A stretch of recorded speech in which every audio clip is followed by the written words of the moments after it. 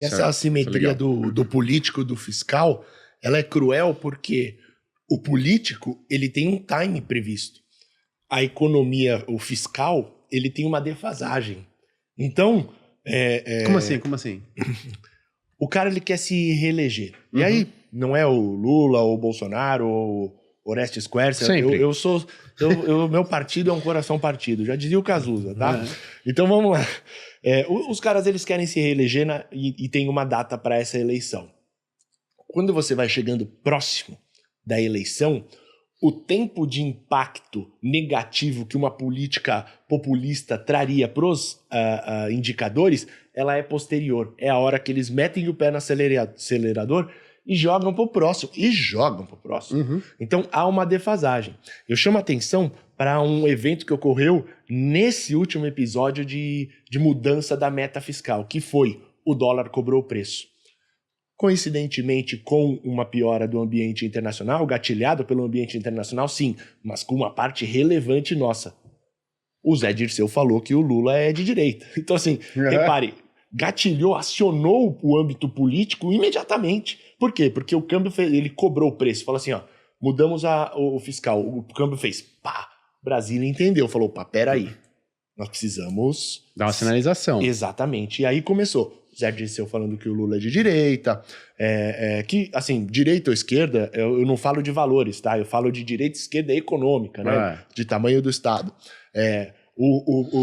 A ala política se esvaziando um pouco, né? Rui Costa, Gleisi Hoffmann se esvaziando, deixando um pouco as coisas se acalmarem para falar novamente em expansionismo fiscal. Então, repare, Brasília recebeu um recado. Por quê? Porque do jeito que bateu no fiscal, bateu no ativo. Agora os ativos estão voltando a se acomodar, né? O dólar voltou dos 5,30 para 5,10. E aí eu acho que a gente vai viver um tempinho de fiscalismo com esse receio. Mas a partir do momento que a gente for chegar no incólume, né? Onde a ação populista ou ação política vai cobrar o preço nos ativos apenas após a eleição, eu acho que a gente vai voltar a ter uma guinada expansionista ou desfiscalista, e aí agravando ainda mais a situação brasileira. Boa. Antes da gente entrar nesse cenário aí, né? Você falou de aumento da oferta monetária, expansão monetária, e eu sempre tento explicar para as pessoas da seguinte maneira, vocês me corrijam se eu estiver errado. Pô, os caras mestrado, doutorado aqui não vão deixar eu cometer essa gafe aqui, né? Vamos supor que nessa mesa aqui a gente tem apenas 3 garrafas de água e temos 4 pessoas e todo mundo tá com uma sede do caramba. E aí, pô, o John, que é o cara que tá aqui, né, mexendo no celular, mas que ele também tá tocando aqui no nosso... Se a live cair é porque ele tá mexendo no celular. Nosso podcast, né? Ele chega e fala, pô, tem 3 garrafas de água, sabe o que eu vou fazer? E aí a gente tá competindo aqui pra ver quem que vai tomar essa água. A gente tá com dinheiro. O John chega e fala, tô R$100 a mais pra cada um aí. O que vai acontecer? A gente não aumentou a quantidade de água. O John simplesmente ele veio e deu R$100 a mais para cada um. Então, cada um estava disposto a chegar aqui e pagar R$5 nessa garrafa de água. Agora, cada um tem R$105. O que vai acontecer? A gente criou mais água? Não, simplesmente você deu R$100 a mais para cada um. Agora, cada um vai estar disposto a pagar mais pela garrafa de água, né? O valor... O que aconteceu? A gente produziu mais água? O valor final, em termos de quantidade de bens, aumentou aqui na nossa mesa, que é a nossa economia simplificada? Não. Simplesmente o valor da garrafa de água subiu. Veio um cara, deu dinheiro a mais para todo mundo, a quantidade de bens não cresceu. Simplesmente o valor desse bem subiu. Bem por aí. Bom, legal, hein? Eu só adicionaria... Hoje eu tô adicionando, né? Só adicionando.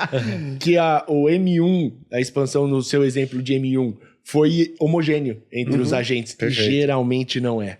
E aí, além do impacto inflacionário, a gente tem um avanço no abismo social, o que é, terrível, né?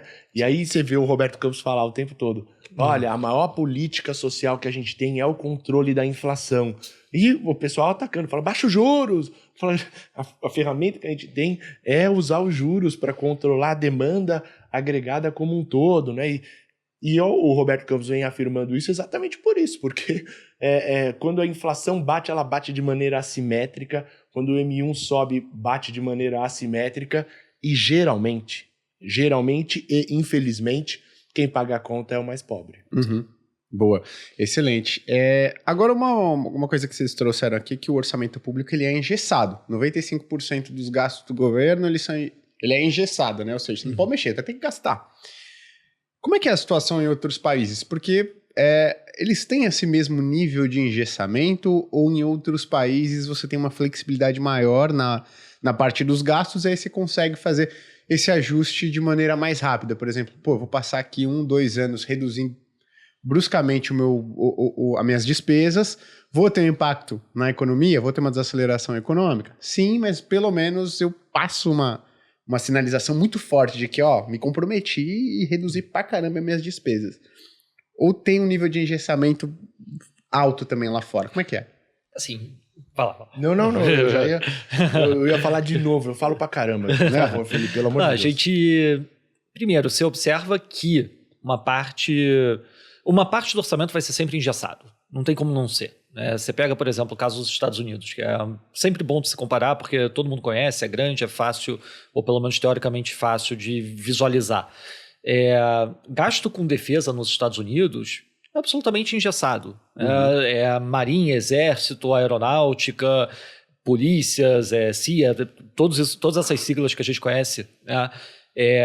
O gasto está lá, ele é dado e ele não vai ser alterado. Né? Tanto é que quando você vê gatilhos sendo trigados nos Estados Unidos, por exemplo, por conta de shutdown, que é um tema que volta e meia aparece, e eles, via de regra, não vão bater no setor de defesa, e quando eles perigam bater no setor de defesa, que também pode acontecer pelas regras, a questão do shutdown se resolve muito rapidamente, né? Porque ninguém quer arcar com o ônus de algo visto como absolutamente essencial se deixar de lado, né?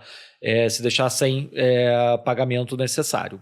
Então, isso é um ponto. Todo mundo tem algum tipo de gasto engessado. No Brasil, via de regra, esse gasto é bastante engessado. Isso é uma característica de algumas economias emergentes também. A gente volta de novo para a Argentina. É um exemplo claro de uma economia que tem gasto muito engessado também. E tem um outro fator na economia brasileira.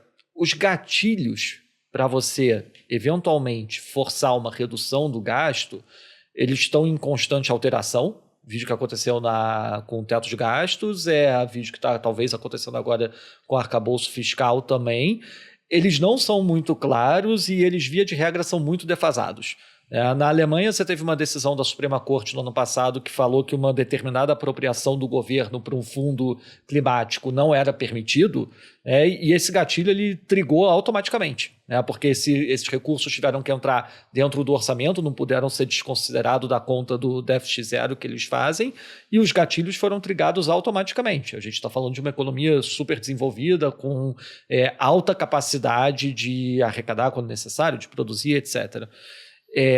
Aqui no Brasil a gente não tem tanta clareza assim. Tanto é que os gatilhos agora no arcabouço eles batem 2 anos à frente. Então, não é no ano seguinte a você gastar muito que você vai ser obrigado a dar uma segurada. Pro próximo, sempre pro próximo. Daqui a 2 anos. Isso é um problema, naturalmente, né? Porque, de novo, você está gastando obrigatoriamente muito agora. Daqui a 2 anos eu vou ser obrigado a gastar menos. Tá, mas ano que vem eu vou gastar o quê? Se daqui a 2 anos eu vou gastar menos, eu tenho esse descompasso entre político e econômico, vou aproveitar para dar um gás maior no D+1, porque no D+2 eu sei que eu vou ser obrigado a puxar um pouco o freio de mão. E aí você fica numa situação bem delicada, né? Então, via de regra, tanto é que a gente volta e meia tem discussão aqui no Brasil sobre necessidade de desindexar, de acabar com o piso obrigatório de determinados gastos. Aparentemente, pelo fluxo de notícias dentro da equipe econômica, hoje se discute talvez a necessidade ou a viabilidade política de você acabar com os pisos constitucionais de saúde e educação, que são 2 gastos grandes e que são, evidentemente, obrigatórios e com um piso que sobe constantemente, ou seja, é algo que foge também um pouco do espectro de ideologia política, né? Você tem um governo com uma ideologia dada, e dentro desse próprio governo se discute talvez a necessidade de você alterar essa questão dos mínimos constitucionais, né? Que na prática é uma outra forma de colocar que o gasto é obrigatório. Legal. Esse é um tema sempre sensível, né? Porque você fala assim, o gasto com saúde e educação ele cresce obrigatoriamente. Vamos dizer, é isso? Sim. Beleza. Quem vai mexer nesse negócio aí, passa uma sinalização, esse vespeiro, vai falar assim, pô, mas calma aí, cara. Tu quer reduzir gasto com saúde e educação? Como assim? Então, é um tema sensível. Aí uma pergunta, tem como fazer esse ajuste? Porque isso é algo que vem surgindo, né? Sem que você piore o nível de qualidade de saúde e educação, porque o medo das pessoas, no final das contas, a maioria das pessoas já enfrenta um atendimento ruim quando a questão é saúde, já tem acesso a uma educação de baixíssima qualidade, e aí quando ela vê na televisão, se discute impedir o crescimento ou reduzir os gastos com saúde e educação, ela fala, lascou, cara. Aí vai ficar pior ainda pra mim. Mas aí é o problema clássico do brasileiro e da carga tributária. Se você pegar a carga tributária brasileira de 33%, ao todo, né? Não o IVA, não estou falando do IVA, hein? Não, porque eu tenho que fazer disclaimers, né? Sim. Se você pega o 33, lá, o total 35, participação do Estado na economia, você fala assim, mano, parece com outros países. O problema é que a gente não sente o imposto que é arrecadado revertido. E a gente, e eu sempre falo a respeito disso, eu não estou chamando ninguém de criança também, tá? Mas a gente está falando de um debate alemão super maduro, que foi colocado à mesa pelo Felipe, e aqui no Brasil a gente não tem maturidade para falar a respeito de fiscal e consequências. Como você pontuou, quem vai cortar o gasto com educação e saúde? Falar assim, se eu tenho a capacidade de dar um choque de produtividade na saúde, e aí eu faço com que esse serviço chegue às pessoas gastando menos, você não vai gostar mais? Fala, vou. Fala, então não tem problema gastar menos. O seu problema é a eficiência, né? Exatamente, você sentir que esse retorno está chegando para você. Então, assim, e aí a galera não mexe porque não tem maturidade, só que aí a maturidade ela cobra o quê? O meu filho não quer tomar o remédio para febre. Se eu ceder para ele e ele não tomar o remédio para febre, a inflação é a inflação. É a febre dele subindo, a inflação vai subir. E a gente vai frequentar patamares mais elevados de inflação, de temperatura corpórea. E ele não tem maturidade para avaliar, né? Aí fala assim, Héctor, você tem maturidade? Eu sempre falo. Não é questão de eu ou um déspota esclarecido. A gente está falando de todo um sistema que precisa conferir as pessoas que têm gabarito para fazê-lo. Não é o Héctor, não é o Felipe, talvez. O Héctor... Longe disso. Não é o Héctor, mas eu digo assim, quando a gente vai para uma sala de cirurgia, eu não vejo ninguém dando opinião sobre qual anestesia vai usar, não, esse bisturi ou esse método. Mas na hora que a gente fala de economia, pessoas que não são do métier querem trazer coisas outras que não competem à política que está sendo adotada ali, cujo efeito calculado e estimado vai ser benéfico para o desenvolvimento da nação.